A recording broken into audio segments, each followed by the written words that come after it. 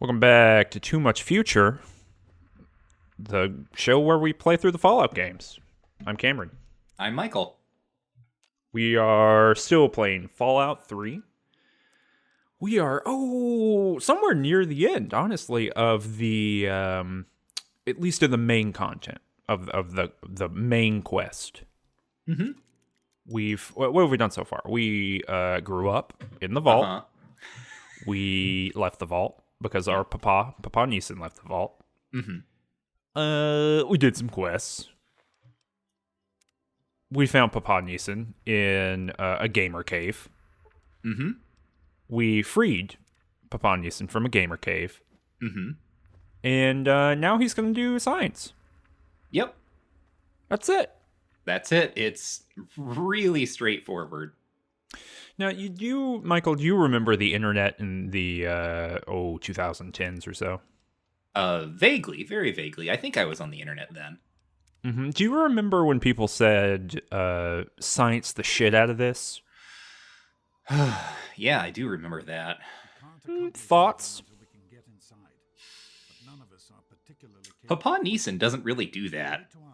He doesn't, but I don't know. There's this weird science is cool in this game. Uh-huh. It's like he's so cool for being a scientist. He's so cool, and everyone just wants to make it ideological, you know? That is it, right? Like, there's something like Fallout 3 is an I believe in science sign. In this house, we believe in science. Yes. In this vault, we believe in science. So that's what we're starting this episode with, is believing in science so much that we escort some scientists from. Remember, at the end of the last episode, we got back to Rivet City, and Papa Neeson said, "Hey, I understand how to make Project Purity." Yeah. Is that what it's called? They say it 1,000 times. Well, so that's what's weird, is like in my head, right? Like, this is a real, I don't know, moment. Okay. Anyway, so we did that, and I told those people, hey, I'm not going to escort you all the way there, and I'll meet you there. And then I met Papa Neeson outside of the Jefferson Memorial, and he said, you need to go in there, and you got to make it safe for everybody. That's your job. This is my child. I haven't seen in months, who I abandoned. Yeah. They're out and about in the world. They just rescued me from a hollow hellscape. And now I need them to go kill a bunch of super mutants for me. Mm-hmm. It seems like bad parenting to me, personally. Yeah, I don't think Papa Neeson is that great. Although it worked out for me, I guess, because I had already gone through and killed all the super mutants. So I didn't have to do this part. It did make a lot of sense to me, I think maybe the last episode or 2 episodes ago, when you were talking about like listening to audio logs where your parents were having sex or whatever. And I was like, okay, I didn't hear that, but then I found those in this episode. Yeah, I didn't realize, and this is, partly, I think, speaks to how I tend to play Bethesda games, is I will just, crawl an entire area. So I don't know exactly what they were thinking by, maybe setting this little bit of content aside for me later. It's like, oh, the player will come back and they'll explore this more, and they'll find all these audio logs while their father is talking to them on the intercom, and it'll be a real interesting moment. And it's like, oh no, I've already gone through and I've stripped the Jefferson Memorial for parts. This whole little mission, whatever it is, right? Is this Waters of Life, maybe? Yes, that's what it's called. It's really weird to me design wise, because there's nothing like it in the rest of this game. No. Tell me about it. Tell me about this little quest line. I mean, so how it works out for Eleanor is she has to go to Rivet City, and Papa Neeson has dropped in on the scientists there, and he's like, hey, I'm here again. I'm alive, and I want to do Project Purity some more. Let's go to the Jefferson Memorial." And everyone's like, "You're crazy. That will never work." And he's like, "Well, nevertheless, let's do it some more." So everyone very slowly and orderly like walks out of Rivet City and then down the street to Project Purity.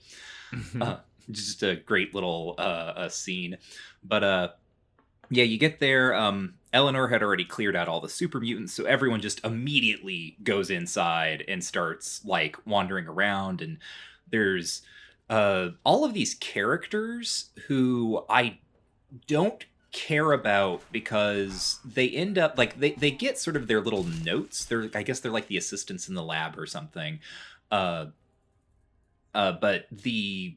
they just kind of like show up and just say a couple things to you. And I'm mentioning this because I have thoughts that I'm sort of like percolating here on the writing in this game and sort of how it works. But anyway, I'll pick that up later. Your dad is like, "Hey, I need to like fix some stuff around here if we're going to get this going. You can go into the sub basement of the memorial and oh gosh, there's like, first of all, it's like three things. Maybe it starts out as two, but the first thing is like we need to vent something. It doesn't matter, but does this sound right? Like yeah, it's like we need to go do one thing, and then we might need to do other stuff later. And it's like turning on some pumps or something. So this is what's weird is that this feels like Half-Life. It is very very much like Half-Life, yeah. Because you are going into the basement, and I guess, sort of under maybe an optimal or normal circumstance, you haven't been down here before. So you're doing some kind of combat and you're picking up those old audio logs from your mother and sort of getting that on the one hand. But for me, it's just like walking through these empty rooms. You can go, there are intercoms on the wall and you can ask your dad for help because you need to find the like button you need to push to vent this, that, or whatever. And he gives you really bad directions because he's just like, "You're on the right level. The thing you're looking for is at the end of this, like at the end of this hallway." And I'm just like walking around in circles. Because it turns out the stuff that you have to interact with here are objects that you have never interacted with before in the game. Like, you've never done anything like this, as you were saying. And so these, like, little interactable... I mean, this is actually a problem that I think Bethesda has in a couple of places. I know I have this problem in Skyrim where I won't notice like chain pulls in dungeons or something because they just don't look like anything against the background of the level. And so I'm walking around trying to figure out what this thing that I'm supposed to be touching is, but it's something on the wall. I do that and my dad is just like talking to me saying, "Okay, now go to this next place." And as I said, it feels like not Fallout. It feels like Half-Life because you're not really doing anything. You're like, it feels like there's supposed to be more exposition or something from your dad here than what there actually is. Or really what is happening, I guess, in the broad scheme of things, is I think the game is trying to give you some time to be with your dad as a character because we haven't really gotten that outside of the vault yet. And he has you like come back upstairs and get some fuses because you have to go back down and replace some fuses. And then it turns out there's something plugging up the like water pipes, like the drainage pipes. And so you have to go down into those to clear that out. And that's sort of the next movement of this quest. So how did that go for Tonk? Well, just the whole weird part about it, right, for me is that I think you're right. It does feel like Half-Life because you're just doing these like, very, I would say, mindless quests, right? I mean, the quest is, I think, very charitable, right? You're literally walking into the basement and walking back out again. You're walking all the way back out to talk to your dad. And I think you're right because it did, like, I got some key dialogue that was like, I've heard you've been a really good boy. You saved Megaton. Yes. And I was like, yeah, I guess I saved Megaton. You did it. So I think you're right that there's meant to be this kind of, I don't know, like, your dad comments on stuff you've done here, but there's only one opportunity for that. It feels like this scene should have been 30 minutes longer, or it shouldn't have existed, right? Like the place where it's at right now, or it should have just cut to this last part, frankly, that we're about to talk about. Some of it feels like this is the most charitable read of it that I can kind of sum up, and I think that the read I'm about to give, if it is intended, is really smart. But there's not, or, like the game design would be really cool, but I don't think there's enough here for me to say this is intended. But I think the charitable reading of this would be to say, this is much like, the end of Red Dead Redemption, right, that everyone talks about, or kind of the beginning of Red Dead Redemption as well, where you have kind of accomplished what you were trying to do, right? You went and got your dad, you went through all this questy stuff, it was really difficult, and now you're going to do Project Purity. You're going to clean up the Capital Wasteland, and you're going to make the world good. And you're going to have some conversations here, but ultimately making the world good is a little bit boring, like the life of the adventurer after the adventure is over, it's going down and changing out the fuses, and it's going and doing maintenance on the pumps, It's not exciting. It's just hanging out with your dad, which everyone knows is not that exciting. And so I think in that light, right, and that's why I'm saying, like, I think if it went on much longer, it would be very successful, because you would really have this vibe of like, oh yeah, this is just like what I do now. Yeah, that's sort of, and that's when I say it's like Half-Life, that's kind of what I mean, right? But the what made it work in Half-Life is the specific thing I'm referring to is that very first mission where, first of all, you go through the tram ride and you kind of have all of that set dressing, right? It lasts for quite a while, of just you walking through the hallways of Black Mesa. And then, of course, you get into your lab and it's all like, Gordon, could you push the thing into the thing? And you do that, and then you push the button, and that's like the drudgery of the work of the Black Mesa scientist before things really pop off.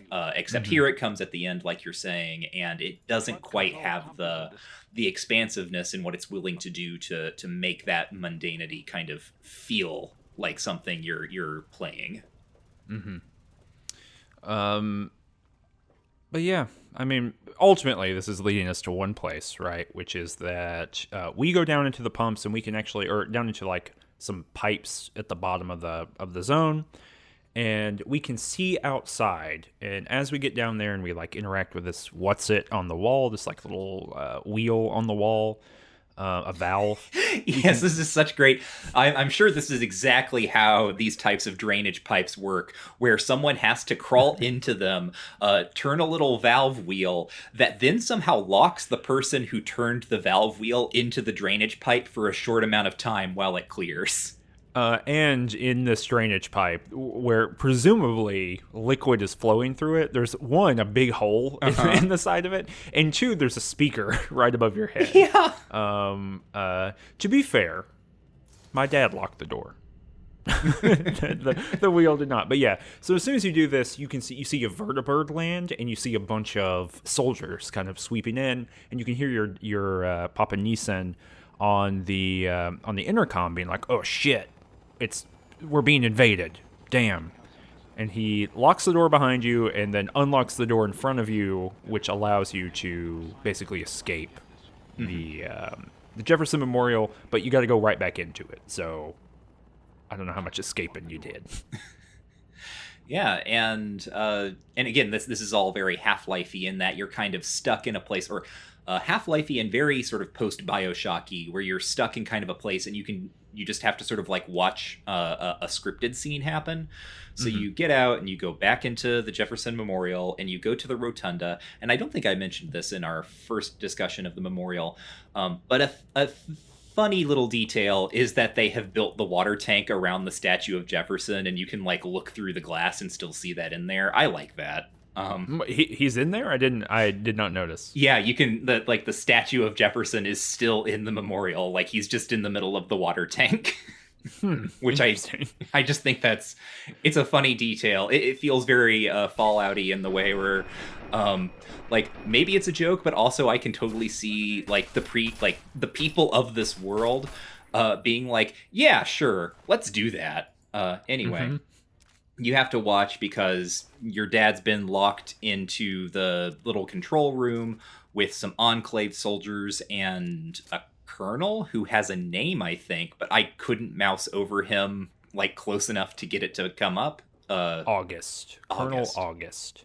Okay. Oh Interesting. wait, no, because that's the guy who shows up later. I have no idea who The this dude guy is. the guy who shows up later is Colonel Autumn. Autumn. There we go. I don't know. Anyway. This is well, it's not going to matter Nope. very long. Nope. Because basically, the Enclave Colonel is like, hey, give us Project Purity. Like, let us control that. Make this thing start purifying water so we can take credit for it. Essentially, this appears to be the Enclave's plan because they've been sort of remote. They have their little propaganda bots going around, but they're not really a physical presence in the Capital Wasteland. So it seems like their idea is we're going to come in, take over this technology, and use that as kind of our wedge to dominate the local populace. Papa Neeson, because he is noble of heart, of course, refuses, again, the attempt to make his science ideological, and the soldiers, shoot one of the scientists to prove that they're bad people, that the Enclave is bad. Whatever. I have some thoughts about what's happening with the Enclave here. But anyway, your dad, again, being noble of heart, overloads the reactor. This is what I think Dr. Lee calls it, and radiates the entire control room and kills everybody. Yep. What do you think about the Enclave showing up here?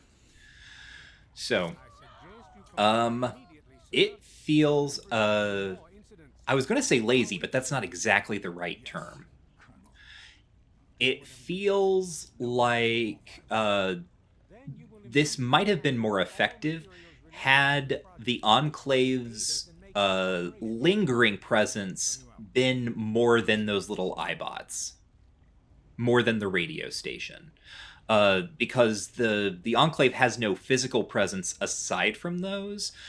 And so when they show up, it feels almost very much like the Enclave is in Fallout, and so the Enclave is here now. Yeah. Yeah, I agree. Yeah, there's something weird. I mean, we don't know that the iBots are associated with the Enclave, right? I mean, up until it's obviously revealed, but I think they're called. I think they're called Enclave iBots. Oh, are they really? They're not called just iBots. I think that's their specific name in the game. Dang. Yeah, because I'm of two kind of minds. I'm of two kind of minds about it through the rest of the game. Basically, this main plot. Where on one hand, I like the idea that this is a struggle in America that doesn't go away. Mm-hmm. And because it's a struggle that goes back to before the bombs fell, right? Mm-hmm. In the sense that there is a, fascist, hard right nationalistic presence entity that is focused on, purity in a lot of different ways, right? And that try as the survivors might, right, of all the different factions, they can't stamp it out because it is a part of the DNA of the country, right? Mm-hmm. I find it a powerful metaphor in that way. Mm-hmm. But that is not how it's used, right? No. That's not how the Enclave shows up, right? It shows up, like you're saying, like almost like an obligation. Yeah. And in fact, I'll go ahead and say this in this episode rather than the next one. A thought that I had while playing through this sort of segment of content that we're talking about, I couldn't help but sort of go back to the first two Fallout games. And I know a thing that I brought up with both of those is even if in general I found them maybe uneven or I had my problems with them, there was a thing that both of them did in kind of the final leg of them and kind of the end of their main quests where the world kind of opens up or expands or suddenly gets complicated and interesting in a way that it hadn't been before. Mm-hmm. This game does not do that. And I think part of it is because this game really does not stand up if you are not approaching it as someone who wants it as a sort of primer or introduction to a future installment of the franchise. in the sense of what, in the sense that when we introduce the Enclave, we are just introducing like a battle to be fought down the road. Yes. And, this is not me saying like, oh, they're making too many concessions to people who didn't play the old games. What I'm sort of trying to get across, I guess, is more like this game is not interested in being a story on its own in the way that the first two were. And the Enclave is here precisely because it is going to give us a way, like, it puts another piece on the board of all these factions that we can then rearrange for later games in the series. Mm-hmm. Yeah, I mean, I guess I in some ways agree with that. In some ways I don't, just because I'm always thinking, contingency, right? It didn't have to be this way. Mm-hmm. I think in some ways that approach is impacted by the fact that we know that Bethesda is seemingly allergic to moving the pieces, right? Or changing the pieces on the board of Fallout. Mm-hmm. Well, this is something, I guess, to talk about at the end, but I think that the finality of the original ending versus what Bethesda realized they had to do to make people happy makes it feel that way. I think it could feel more final than it does. Good point. I don't know. I mean, I think we'll talk about it more, I guess, when we get to the actual end. But yeah, the finality of that ending does present a pretty good sort of counterpoint to what I was trying to lay out. But just in a broader sense, right? I guess I think we are in agreement in that I'm trying to express what I feel like is just a lack of audacity in some ways, or rather, I guess the original ending was that move of audacity on Bethesda's part, and it didn't land. Yeah. I mean, I think that's a big part of it, is that something happened. Well, I mean, I think it has to do with the increased ability for fans to talk back to developers, just across 1,000 different platforms. But yeah, I mean, I think there was finality to it. And then everyone hated it. In the same way that, like, if tomorrow, right, that Disney came out and was like, hey, we're not doing any more Star Wars, it's done. We're like, closing the casket. People would freak. Luckily, they literally yesterday did the exact opposite. So, phew, culture is saved. But I understand what you're saying in the sense of, like, this is adding... Bethesda knows that they need to put... X number of pieces on the board so that those pieces can run into each other in different ways to create quests and different ideas. And when we get to Fallout 4, I mean, that's exactly what that game is, right? It's just like, all right, so we've established these dudes and these dudes over here, and what if they didn't like each other? And then these dudes who we're already familiar with, they're in fact the grandkids of the previous people we talked to previously. They're over here now, and what are they doing? So I think you're 100% right in like the grand scheme of things, for sure. But we haven't talked about the thing here. Your dad dies, Papa Neeson. Mm-hmm. He dies here. The grand tradition of Bethesda's celebrity voices. Oh yeah, let's see. We got Jean-Luc Picard dead. The guy who said hello, waking up in the wagon cart. That guy was Wesley Snipes. Did you know that? Are you serious? No, I'm not. I was going to say, like, what the hell? I feel like I would have known that. Like, that would have been Wesley Snipes is just such a huge Bethesda fan. He was like, yeah, let me record one line of dialogue. I wonder if Wesley Snipes plays video games. But yes, we're gonna have another example of this very, very shortly. Anyway, yeah, Papa Neeson is dead. Dr. Lee is like, we need to go talk to the Brotherhood of Steel. Yep. Even though she doesn't really like them because they do ideology on science, Cameron. Yeah, that really is it. Literally, that's what she doesn't like. They're not just doing disinterested science. In science, they have a kind of like, they have an ideology that they're enacting. But nevertheless, like, they're the people who can stand up to the Enclave. So Dr. Lee has us go to the Citadel, and she... Well, wait, we escape first? We escape through all of the... Mm-hmm. This is such a weird thing. Through before we even talk about the escape, I just want to talk about the name. It's called the William Taft Tunnel. Why does it have a name? I was wondering this too. It's so strange. Like, these are sewer tunnels. Yes. Like, does this happen in DC? Tunnel? DC listeners, sound off in the comments. Are your sewers named after presidents? Let us know. Please let us know. Subscribe as well, and also hit the like button. Also hit the bell. DC listeners. But yeah, I don't know. But I'm sorry. Sorry to interrupt the train of thought to talk about why it's named the William Taft Tunnel. But that was like, is it a joke? Like, is this some, like, anti-fat jackass joke? Oh yeah, huh?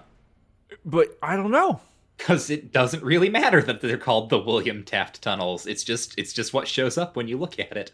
Yeah, it's really weird, but yeah. So you escape through these sort of like sewer and / access tunnels. There are Enclave soldiers around and also a bunch of ghouls.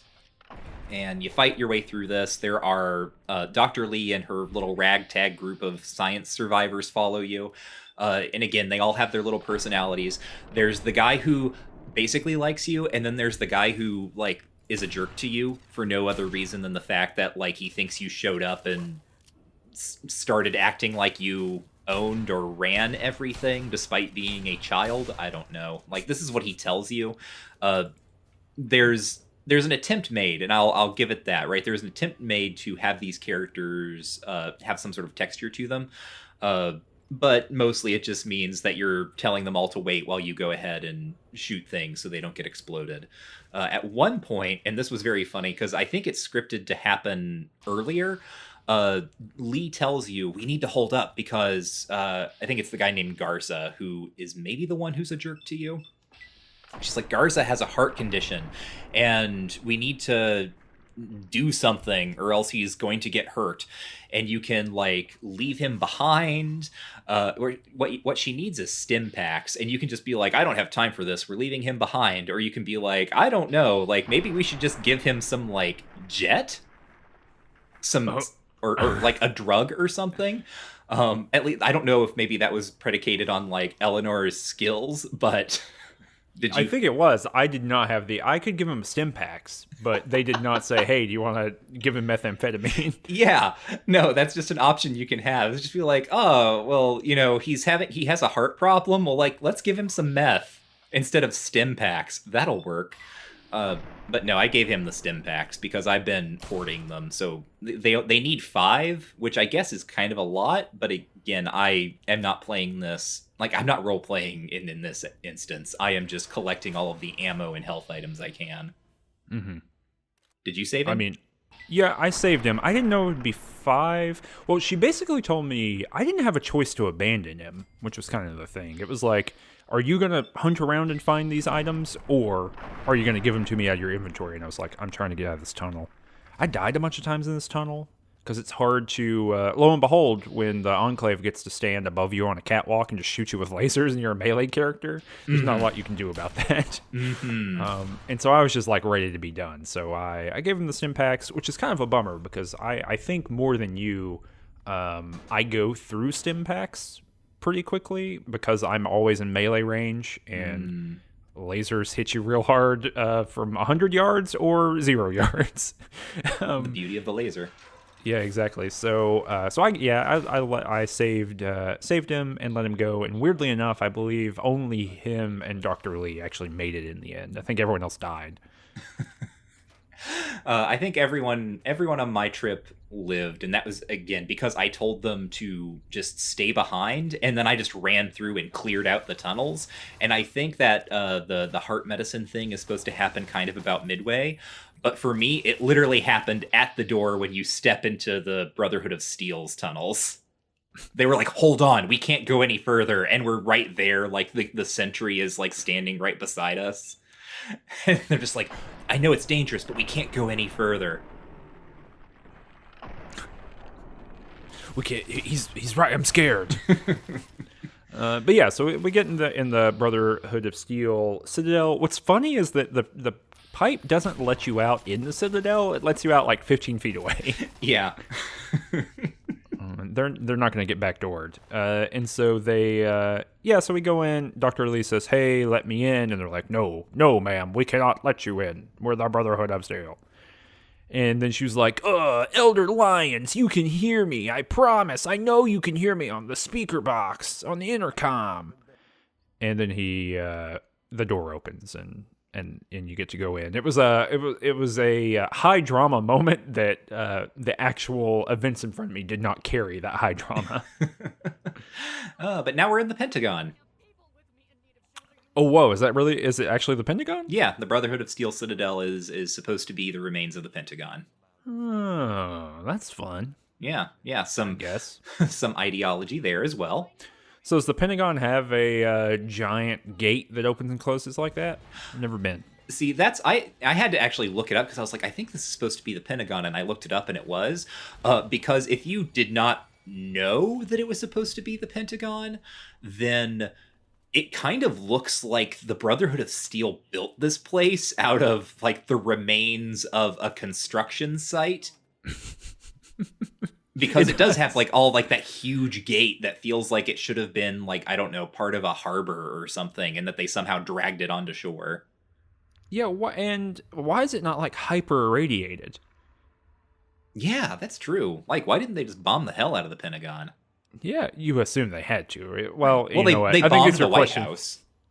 Yeah, but these are maybe just questions that Fallout is not equipped to answer. The answer is because it's cool, of course. It's cool to be in the Pentagon. It's cool. It's everyone knows. People are saying across the world, it's cool to be in the Pentagon. But we go in there, and she and Elder Lyons had a very long conversation. Mm-hmm. Elder Lyons, of course, is like the oldest Brotherhood of Steel person. And he basically is like, yeah, I'll help you out. Mm-hmm. You know, long story short. He says, yeah, I'll help you out. I will help you go and take back Project Purity, but we need to like know it works because it doesn't work. And Dr. Lee says, well, actually, we know that it works. We just got to find a Gek. And so he says, all right, go work with some of my scribes and figure out how to find a Gek, and you go do that, and then I'll help you take it back. Did you talk with the Brotherhood of Steel, figure out what they're up to? You know, because I was interested in the lore here. You know, I was deeply curious about what's going on. Mm-hmm. I did. I asked. I mean, this is the LNR play style, right? Is sort of going to a place and talking to everyone you can. Although lately, I've been realizing that is somewhat of a waste of my time. But here, you know, it's kind of interesting because you get you get the sense that there's a division forming between the Brotherhood of Steel in terms of like West Coast, East Coast. Oh yeah, absolutely. Yeah. And like, you know, you also get like the recap of the Brotherhood of Steel's history and everything, and that they originally came from the West Coast, but Elder Lyons, who's the guy in charge of things out here, has kind of fallen on the outs with the Brotherhood of Steel West Coast. Basically because, I mean, did you get a sort of firmer sense of that? To me, it seemed kind of just like because he's not really like there are still the Brotherhood of Steel hates super mutants. And no matter how many of them Elder Lyons kills, there just seem to be more super mutants. And so the Brotherhood of Steel is like, you're doing something wrong, Elder Lyons. I think like their inability to be effective in the Capital Wasteland is a part of it. We also don't get a good sense of how much communication is like East and West. Mm-hmm. And so, you know, that's kind of a big question mark. I think the big problem is his relationship to technology and other people in the Wasteland. Because he basically says, look, you know, the Brotherhood of Steel doesn't normally like the idea of us sharing technology and things like that with, you know, everyone else, right? I mean, fundamentally, I guess on some level, the problem between East and West Coast is that West Coast are still, your favorite book, Canticle for Leibowitz. They're Canticle for Leibowitzers, and he is not. Yeah. Know. He's sharing, it's unclear what, because he won't let people in the Citadel, but sharing ideas or something. I mean, I guess the very fact that he's working with us is a demonstration of that. But that seems to be the big breaking point between them. And what's really funny to me is that in that context, East Coast Brotherhood of Steel are outcasts. But hold on.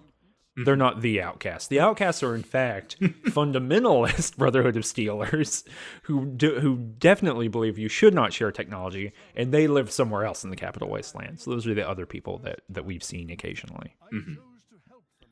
But yeah, so that's kind of one thing. The other thing you were saying is that there's apparently just like a load of super mutants running around, and they can't do anything about it. Did you can get power armor training here finally? Did you do that? No. Well, maybe I did. I don't think I did it right here. I think I did it. I think I did it like at the end of this quest line where you can come back. I don't think I asked about power armor here. Okay, that was one of my first orders of business, so I could finally wear all of the power armor that is dropping everywhere constantly now, and also because Eleanor's look is very, very good if she's wearing power armor and Button Gwynette's wig. It makes me really feel like I'm inhabiting my character. Just this woman running around in a powdered wig and a robot suit. Yeah. Yeah. I mean, it would be some sort of judge, jury, and executioner. Robo-judge. Is there anything else you learned from him? I'm trying to look through my notes here. Yeah, so I mean that's sort of what Lyons is talking about. A weirdly sort of contrary to everything we just talked about with sort of the fallout between East and West. He has the descendant of Maxon as his ward. What's that kid's name? I think Arthur. Did you meet Arthur? I did not. Yeah, so if you go all the way back to Fallout 1, we get the origin story of the Brotherhood of Steel because Maxon, the general who was in charge of, I think, the Mariposa military base on the eve of the war, he and his team survive and they start the Brotherhood of Steel. So apparently there's a lineage coming down from Maxon, and the most recent kind of fruit of that lineage is a little boy named, I think, Arthur Maxon, who's just a little kid wandering around in the Pentagon, in the Citadel. And he was sent out to be like Lyons's ward back when Lyons was on better terms with the Western operation. And I don't know. If I were in the Western Brotherhood of Steel, I would be maybe a little bit concerned, like what this guy we don't like is up to with our ward. But nevertheless, he's out there, and you can like read his computer where he talks about So the other character here who's important is Sarah Lyons, who is the Elder's daughter, and she has her little like elite commando unit of Brotherhood of Steel Knights called the Lion's Pride. And she also, I guess, is kind of like the primary caretaker bodyguard of Arthur. And you get to read his diary, and he like develops a crush on her and things like that. So, some like little bits of character writing, some interesting senses of what like a day-to-day operation is like in the Citadel. I got all that. Yeah. Did you talk to him about the Enclave? Which one? Lions. The Elder. Yeah. I might have. What did he say? Well, what's interesting is he says, because, I can never keep in my head, like, when these games are happening. I just know that they're after one another. And so he explicitly says, oh, yeah, the Enclave, we encountered them 30 years ago.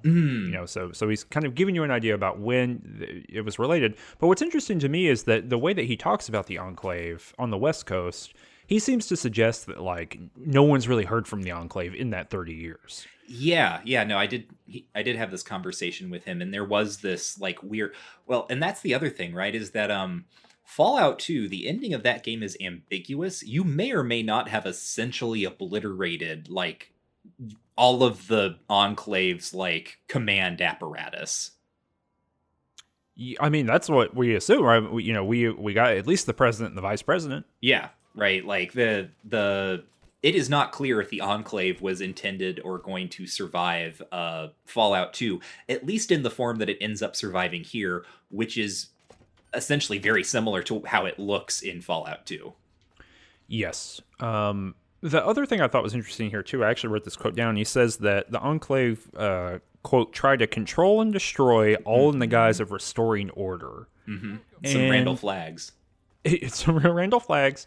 But what's interesting to me is that that's not really what they were trying to do in Fallout 2. They weren't trying to control and destroy anything. They were literally just going to obliterate every mutant on Earth, Yeah. and just repopulate the world after that, right? You know, go and kind of colonize the ruins. And so, what's interesting to me is that this is just Star Wars. Yeah. Like this moment of Fallout 3 is reinterpreting the motivations of the Enclave from Fallout 2 via the Empire from Star Wars. Yeah, because even the fact that there are propaganda radio stations in the Capital Wasteland is a huge difference from the Enclave in Fallout 2, where like literally almost no one knew about them, and the people who did know about them didn't want to talk about it. They were very secretive about it, and the Enclave liked it that way, because what the Enclave wanted to do was just like release this virus, kill everyone they didn't like, and then, you know, zoom in and claim the remains. Yeah, they didn't want to control anything. You know what I mean? This was not like a subjugation mission in any way. It was just a destruction, and then, you know, we'll figure it out after that. So it is interesting to me to see how the motivation here is maybe getting reinterpreted in what I would call like a broader way, you know, to kind of give it a little bit of broader appeal. You know, this fits into a formula that we're a little bit more familiar with, other than or beyond, you know, genocidal shadow government, which is kind of what they were doing before. But we got to go figure out where the vaults are that we haven't found already in order to get this Gek. Yep. So I don't know if there are multiple ways to do this, but I just ended up looking at a computer. Yep. Okay. That doesn't seem like a very Tonk thing to do, but also this game kind of is put together in such a way that Tonk has changed somewhat in his character.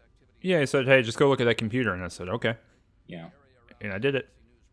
Yep. And you get information on all of the vaults, and you know that's interesting. You get a little bit of context for what the experiments were in each of them. The ones that were experiments, one of them was a control group, for instance. You get like, you know, how long they were going to stay closed or whatever.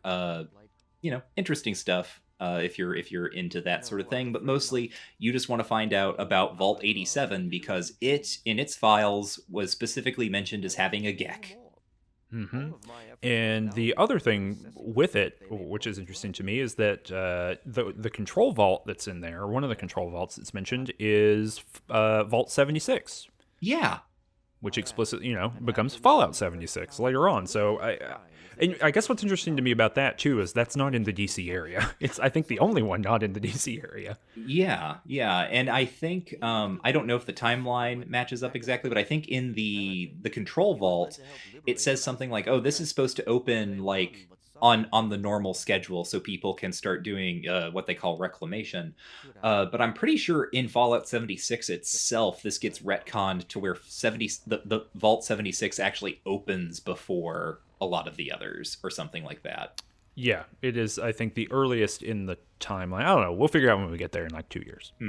But yes, I think that something here has been retconned, or at least that the Fallout, what happens in Vault 76 is not, it doesn't go according to plan, maybe. But we got that, and so I had to talk to a scribe, and the scribe was like, yeah, so you want to go to this vault, that's interesting. It's part of a highly irradiated area, so you're going to have to go to Lamplight Caverns in order to get there. And so you got to go way out west on the map in order to get there. Yeah. Do you get the sense that the Brotherhood of Steel knows that Lamplight Caverns are inhabited? No. I thought that was strange, too. Like, yeah. Because if I were this scribe, I would have been like, yeah, you got to go to Lamplight Caverns, which is inhabited by a bunch of children? Like, yeah, some sort of Logan run of children. Yeah.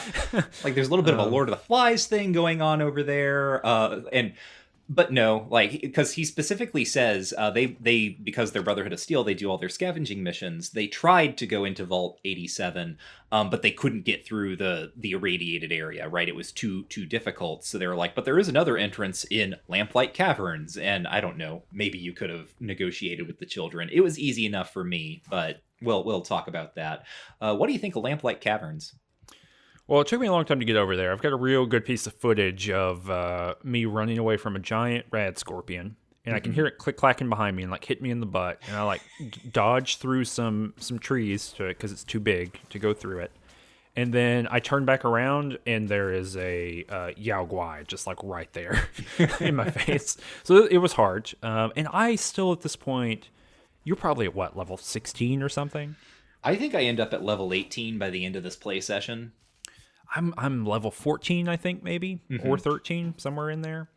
And so yeah, it was a little bit hard because this is basically the edge of the map. We are moving out from the smaller level enemies and a higher density of high level enemies, and so it actually took me a little bit to get there. Also, just the stealth boy does not work for me. I don't know why, but when I use it, it doesn't work. People just shoot me anyway. So that's annoying as hell. But I get there. I finally make it to Lamplight Caverns. Quick question on Stealth Boy use. Do you crouch when you use it? No. Okay, that they can hear you. That's why. You gotta crouch? Yeah, like you can use the Stealth Boy. You'll be invisible, but they can still hear you, and then they'll just like see you as if they could see you normally. I hate it. I know. It's really it's not good design. I mean, if I wanted to crouch, I would just crouch. I know it makes sense, I guess, but like, it's like, why am I using the stealth boy then? Like, why aren't I just sneaking? But anyway, yeah. You get to the caverns. Famously, the Invisible Man could only crouch to do all his nefarious deeds. But yeah, so I get there, and it's like a tourist destination, which is really cool. I want to say, just like before anything else, the like kind of pre to post nuclear, apocalypse idea here is great. It's like A+ stuff. And it's got like a cute little mole mascot. And the idea is it's like, this is where you go, like, on a field trip or whatever. And so you go in there, and there is this kid named Mayor McCready. Who was like, what the fuck do you want? Yes. And so I appeal to this child to say, hey, I just need to get through here. I need to go to the vault. And he's like, yeah, I know what you're talking about, but you're not getting in here. And I was like, okay, well, what can I do? What kind of quest, child, can I do for you to get through this vault? And he says, well, you could, we got a couple people who got kidnapped by slavers recently. You could go rescue them. And I was like, is there anything else I can do that's not going and doing that? And he was like, no, you need to go do this quest for us. And so I had to go and do a quest. So I'll say, we can come back to this later. One, I really like Little Lamplight.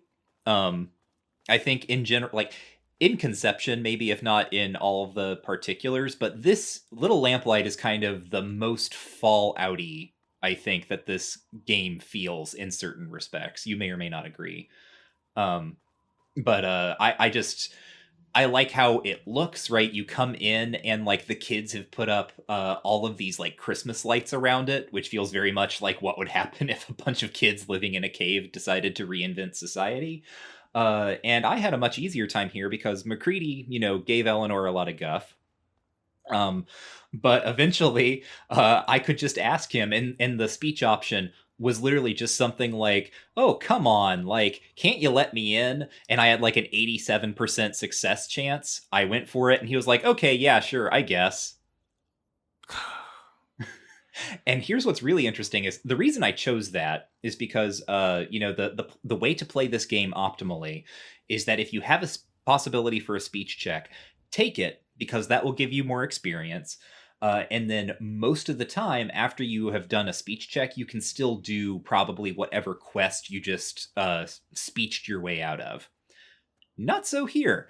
They let me into Little Lamplight and have nothing to say about their friends who got kidnapped by slavers. No one will talk about them. No one has anything to say on the matter. So Eleanor just this is just where this episode ends for her. Basically, is wandering around Little Lamplight because she did not do what you're about to describe. Wow.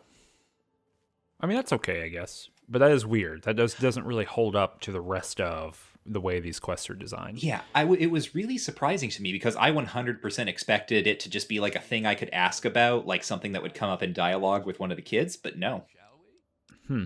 Well, so I had to go to a place called Paradise Falls, which is apparently like a slaver town. There's a bunch of named NPCs there. My assumption is that if you are an evil character and you are willing to do some slavery, then you get to talk to all these people and things like that. But so I got there, and this dude is at the gate, and he's like, "Hey there, you can't come in here unless you're a slave or you have slaver business."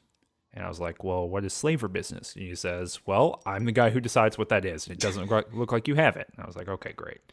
And then he basically said, "Hey, I've got some VIPs that I need captured. If you would go and capture them for me and bring them back, then I'll think about letting you in." And I said, "I don't think I'm going to do that." And then I hit him in the face with that sledgehammer over and over again because there's no way. Tonk's not doing that. That's objectively evil. He's not into it. And so thus begins a big grand melee of combat. The other thing I want to say before I talk about what I actually did here is that Paradise Falls is a slave, trading outpost, I guess. And it's also in the middle of a shopping mall. Like it's an ancient, I don't know why I said the word ancient. It is a pre-war shopping mall from the before times. And I couldn't figure out if this was like like an edgy gamer, like, you see, like everyone who goes to the shopping mall is a slave, man. Whoa. I couldn't figure out if it was that or if it was like the other version of that, which is like edgy irony, which is like you would buy slaves at the shopping mall. Haha, you get it? Are not we all commodities? Exactly. Both are bad, but they're different flavors of bad, I guess. But anyway, so I go in there. I talk to one of these kids, and he's like, "Hey, I want to leave, but I can't leave my friends. And if we leave without killing all the slavers, then they all have like explosive necklaces on, battle royale style. And so if they don't leave, then they'll explode. Or if we don't kill the slavers, then they'll explode." And so I go into the actual location, right? So it's, kind of the outdoor location and the indoor. I go into the courtyard, I guess. I go into the courtyard. There's like a million people with combat shotguns. There's a bunch of melee characters. There's like a dude on a like elevated platform with a minigun just like peppering me with bullets the whole time. It's rough stuff. However, there is like a bunkhouse that's right on the side. So I like hit one person with a hammer enough, bonk, bonk, bonk, bonk, bonk, and kill them. And I go into the bunkhouse. No one follows me in. I go to sleep. I rest for 24 hours. I go back outside. I kill one person. Bonk, bonk, bonk, bonk, bonk, bonk. Tonk's Casino Royale 2. Exactly. So it's the exact same thing. So I do all this stuff and I go in. And I do all this stuff and I go in. And so I spend probably like 5 days of killing one single enemy, going to sleep for 24 hours, waking back up, hitting them with a hammer. So I spend a while doing that, cleared out. There's like a couple people, I forget their names, but it's like Molnir and Ymir or something like that. They have these like, Norse mythology names, and they're wearing metal armor and they have super sledges. So like there's a colorful cast of characters in here that I murdered without knowing what they were up to. A colorful cast of wacky slavers. Basically, right? That's in woof. Jeez. So I go in and then I release a bunch of people from slavery. I get a bunch of karma, good karma for killing all these slavers, and I release the children. We all go back to Little Lamplight, and they let me in. Did you talk to anyone interesting in Little Lamplight? Well, as I said, I feel like Little Lamplight is pretty Fallout-y, whatever that term might mean. But at least in the sense that, there's like one kid named Zip who's running around, and he wears like the hat of the little mole mascot for Lamplight Caverns. He's like wearing that. It's like a little hard hat and goggles. And when you talk to him, he talks really, really fast, and he's very jittery, and he's always asking you for like Nuka-Cola or something like that. And then there's also Knick Knack, who is the kid who runs the shop, and then Knock Knock, who is like, and both of them are also like the little like local police because they're both wearing cop hats. And Knock Knock, it will tell you knock knock jokes because her job is to like keep up the morale, is what she says. Yeah. It's very funny. Did you ask her about how they got their names? I mean, I think I asked Knick Knack that because she or he, I don't remember which one now. Knick Knack is the boy. Okay, Knick Knack was just like, oh yes. So Knick Knack told me he got his name because he was like, I don't know, I just have a bunch of knickknacks. Yeah, so they're all like they all have like, I guess, Little Rascals names. Yeah, that's exactly what it is. This is post-apocalyptic Little Rascals. Yeah. But what's really funny, so I asked Knock Knock how she got her name, and she was like, well, I'm a twin, and he got to be Knick Knack, and no one thought it would be cool for us to be like Knick Knack and Jan. So I got my own name. I thought that was good. Yeah, and Mayor McCready, like, you'll talk to him, and he just, like, yells at you, and he's constantly, like, swearing. He's like, dropping F-bombs left and right. And that, like, I guess one of the reasons I really like this area is that you can tell the writers were having so much fun coming up with, like, the voices for these kids. And like sort of how their personalities might be distinct. And McCready's like, he's got this like very cynical, like realpolitik perspective on everything, despite being like 11 years old. And he's like, if it wasn't me, some other kid would just be like running the show here, and I just keep things nice and orderly. Did you see the birthday party for what's his name? Yes. I didn't write his name down, but yes. It's like Swiffy or something. I don't know. Yeah, the kid who turned 16. Yes, who turned 16 and then immediately apparently became an adult, like, character model and has an adult voice actor. So it's all these kids, like, treating him like he's just had his birthday and that he himself is a kid. He's standing there with his little birthday hat on, but he has kind of like his voice actor has kind of like a New York wise guy thing going on. Yes. It's so funny. And you can, he has to go to Big Town now, and you can escort him to Big Town if you want to, which I think is like one of the ways you could probably find Big Town if you haven't found it yet. Did you do the escort mission? Yes, I did. By which I mean, like, I walked outside with him and then fast traveled to Big Town, and he went, whoopee, we're here.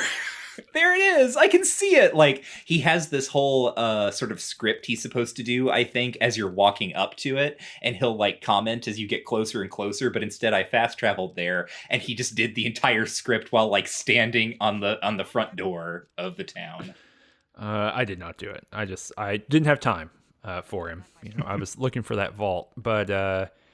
Yeah. What I think when you say that it's the most Fallouty or one of the most Fallouty things, I think what you're tapping into there is the fact that so much of Fallout 1 and 2 is like what we would call high concept, right? Which is like a farming town beset by people from under the earth. Mm-hmm. A Wild West Canadian a Canadian Wild West story. Uh-huh. A mine full of super mutants, a mine full of aliens. And that's basically all that's there, right? There's like additional world building, a town of ghouls who have a power plant. And these narratives, for the most part, in Fallout 1 and 2 don't get more complicated than that, right? They are the thing you see. A sheriff versus a casino owner. Mm-hmm. Everything in Fallout 3 that's narrative, well, for the most part, there are a couple other things that I think are not necessarily this way, but for the most part, things that you talk to and people that you talk to in these places and the quests that you do, they are gesturing to the wider, bigger world, right? Like, I'm from this place and you need to go here, right? I am in Megaton and you need to go to Arafood to see about my family, right? Mm-hmm. That kind of thing. You need to go to Rivet City, and from Rivet City, you need to go to some other place. The fate of Megaton is attached to Tenpenny Tower. And this is a place that is fully self-contained. All of the cool stuff about it is interior facing rather than exterior facing. And it feels coherent because of that, I think. And I was just like, as you were talking, it made me realize that one of the sort of premises of Fallouts 1 and 2 is that like these towns, these locations all develop kind of distinct cultures, but in Fallout 3, functionally there's no difference for you as an individual if you live in Megaton or if you live in Rivet City. Whereas in sort of old style Fallout ways of thinking, the people who settled on Rivet City would have all sorts of like bizarre like cultural differences based on the fact that they live on an aircraft carrier or whatever, right? They would have like that would have impacted the way that they just sort of like exist in the world in a way that it doesn't here. Not saying that's good or bad, but those are two different ways of approaching how these locations sort of inhabit the fiction and sort of how you link them together or don't in some cases. So yeah, I think you're exactly right. In fact, you know, in some ways I was thinking like Little Lamplight kind of looks and feels like, because you get in there and it looks very much like the tree houses from the film Hook. Yeah. Right. Yeah. Like the kids have built all of these like weird tree houses around the rock formations, and they live like up in them, and they have all their beds and everything, like Lost Boys or whatever. And so there's like a whole sort of sense of who these people are and kind of how they live, in addition to the fact that they're all kids and they, you know, call you they call all the outsiders mungos. That's their name for adults. I was almost thinking that, like, this is kind of probably what the talking animal area that was cut from Fallout 1 would have been like. Yeah. With little raccoons, though. Yes, exactly. I mean, little raccoons, little children, they both got 5-fingered hands. Just saying, parallels are there. They get into trash. And you cannot kill them. No, you cannot. The children are immortal. And so many people, just to go back to 2008, travel back in time, so many of the gamers were so upset that children could not be killed. Yeah. Ugh. Yep. Whatever. That was a big thing of like Fallout 3 is like being watered down for console buffoons. And part of that logic was that you can't kill children. Interesting. Yep. Gamers. Anyway. Yeah, but yeah, so you had to do a little bit of talking to McCready to get through what they call, I think, Death Pass. Murder Pass, I think. Murder Pass, yeah. Which is like the back gate. And he says, yeah, look, there's a bunch of like big, he doesn't use these words, but he says, look, there's a bunch of super mutants back there. You need to be careful. Yeah. And I was like, I'm not afraid of that. Yeah, he says it's like, it's the big scary people or they look like people, but they aren't people or something like that. I ignored that. He also mentioned, I think it was McCready who told me this. He was like, there's an old computer somewhere, but only Joseph knows about that. Yeah, and then I was like, where's Joseph? And he was like, I don't fucking know. Yeah. I was like, great, thanks. So my thinking here was that Murder Pass seemed like the Tonk option. So I searched out Joseph. What did you say? Well, I should say, just again, because this is what it felt like, I searched out Joseph. Because, as you say, McCready won't tell you where he is. You can't really ask anyone else where Joseph is. So you just have to wander through these caverns, which are pretty big if you haven't played this game. Like, it's pretty big. And like the kids are small, and you can go through entire stretches of these caverns, like not seeing any NPCs. And literally, I looked up on the wiki, like, where does Joseph hang out? And they're like, oh, Joseph, is usually in the classroom. Where the hell is the classroom? Because there's just like, there's a couple of maps here, right? There's the place where you come in, which is just like an entrance area. There's a place called the Great Chamber where literally everything is. And then there's like this other room off to the side that's kind of like their weird, like, children's mess hall. And I just like wandered around looking for someone named Joseph. And eventually I found him, and he turns out he's the oldest kid in Little Lamplight. And he runs the school. He teaches the kids with like holotapes that they've dug out of the old vault. And he couldn't fix the computer, but he will turn the power back on for you. And once he does that, you can do something with the computer, and that like unlocks another door to the vault, so you don't have to go through Murder Pass. Yeah. And it's like a direct door directly into the vault? Yes. Huh. Yeah. It's interesting because it turns out, I guess, Vault 87 wasn't finished, but we'll talk more about that in the next episode. Yeah, was there anything else you wanted to observe about Little Lamplight before we get into Murder Pass? I don't think so. You think MacReady is named after MacReady from The Thing? That was my assumption, actually. Mm-hmm. Same. Yeah. Oh, did you get any of the holotapes here, the audio logs? Nope. So how did Little Lamplight get started, you may wonder? The audio logs that are sitting around let you know. There was a school trip in the caverns on the day that the bombs fell. Damn. And only the children survived because they were in the caverns. And they started a new society. This raises a whole host of questions about, like, how Little Lamplight has maintained a, like, population over the past couple centuries, despite everyone being exiled when they turn 16. Somehow more kids just keep showing up. But whatever, I'll let it slide because I'm very pleased that Little Lamplight exists at all. Yeah, I don't want to know. I'm assuming, this is my assumption, right? This is some real lore spinning going on here. When people in Big Town have children, they just go and put them outside the door. Oh my gosh. That would be perfect, actually. That's my headcanon now. I don't care what the truth is. Mm-hmm. That's the we all know that's the most important thing, is establishing headcanon that you will not budge from. That's the internet has taught me that's the most important thing you should do with your life. Yeah. If Todd Howard agrees to come on Too Much Future and he tries to tell me that I am wrong, I am immediately booting him off the call. Mm-hmm. Same. Yeah, I agree. Okay. Well, I think that's it for this episode then. I think you actually asked about Murder Pass. It's literally just a hallway you walk down. Okay. There's some super mutants in it, and you kill them, and then you get to a doorway. There's like nothing. It's just like a little micro dungeon. Nothing interesting to talk about. So I got to my own door, and you got to a door as well. So, but weirdly enough, this is where this quest of picking up the trail, I think. Mm-hmm.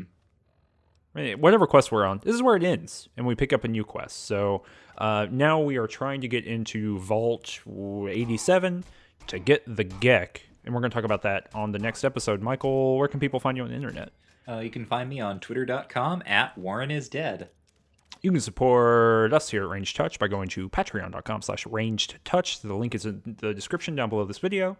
For $3 a month, you can get access to a podcast feed of the show if you would like to listen to it auditorily only, and you can get all kinds of other benefits too, such as listening to Just King Things bonus episodes if you back us at $5 a month, and you can just help us keep doing this. And with your happy little dollars, make sure you hit that subscribe button if you haven't hit it already, and hit the like button if you enjoyed listening to and watching this video. You can go to twitter.com/rangedtouch in order to see what we're talking about all the time. We got some really great things coming up. So a new Mages and Murder Dads is starting up again fairly soon. So if you enjoyed that show, which is very similar to this one, except for Baldur's Gate and the games that come after, then you should check that out. Michael, is there anything I'm forgetting? No. I think you got it covered. And so next time, folks, remember that war never changes, but Fallout sure does. Everything